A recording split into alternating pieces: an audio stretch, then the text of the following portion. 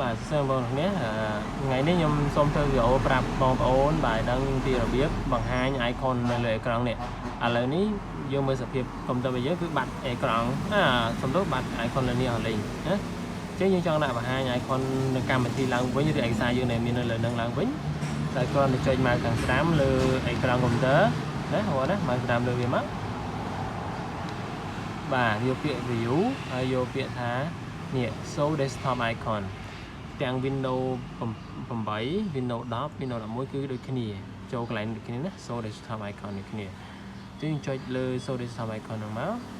នេះមកវិញហ៎អូខេមកវិញណានេះមកវិញនេះអ